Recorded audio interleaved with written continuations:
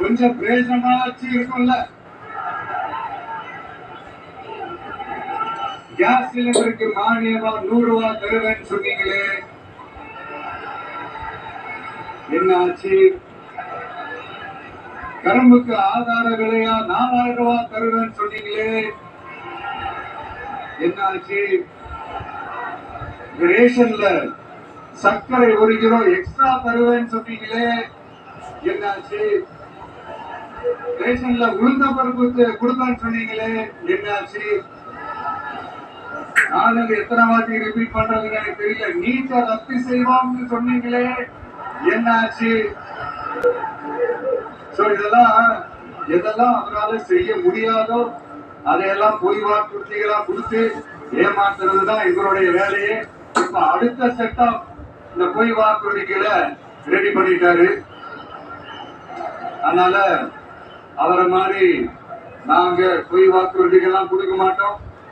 மக்களுடைய தேவைகள் என்னன்னு சரியா புரிஞ்சுக்கிட்டு அதுக்கேற்ற மாதிரிதான் நாம செயல்படுவோம். 6 சிலிண்டர்கள் தாய்மார்களுக்கு கட்டணம் இல்லாம அன்னபூர்ணி சூப்பர் 6 திட்டம் சொன்ன மாதிரியே நிறைவேற்றுவோம். கல்யாணம் ஆகி போற நம்ம தங்கைகளுக்கு 1 பவுன் தங்கமும் பட்டு சேலையும் சொன்ன மாதிரியே கொடுப்போம். 60 வயசு வரைக்கும் இருக்கிற குடும்ப தலைவிகளுக்கு மாதந்தோறும் 2500 சொன்ன மாதிரியே கொடுப்போம். என்னுடைய அம்மா அக்கா எல்லாருமே தமிழ்நாட்டுல எந்த மூலையில இருந்து எங்க வேணாலும், தமிழ்நாட்டுக்குள்ள எந்த பஸ்ல வேணாலும் ஃப்ரீயா சொன்ன மாதிரியே ஃப்ரீயா போகலாம். எந்த மூலையில இருந்து எங்க வேணாலும், தமிழ்நாட்டுக்குள்ள எந்த பஸ்ல வேணாலும் ஃப்ரீயா சொன்ன மாதிரியே ஃப்ரீயா போகலாம். கல்வி, ரேஷன், மருத்துவம், குடிநீர், சாலை வசதி, பஸ் போக்குவரத்து, இந்த மாதிரி அடிப்படை விஷயங்கள்ல தான் எங்களுடைய முதல் கவனம் இருக்கும்.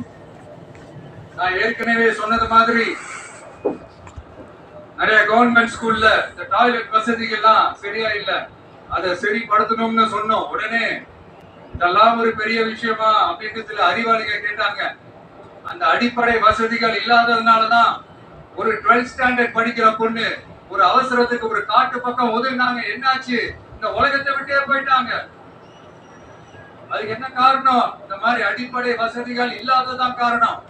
அதனால என்னுடைய தாய்மார்களே, உங்களுக்கு பாதுகாப்பு இல்லாத இந்த அடிப்படை வசதிகள் கூட செஞ்சு கொடுக்காத இந்த தீய சக்தி திமுக அரசை என்ன பண்ணலாம்?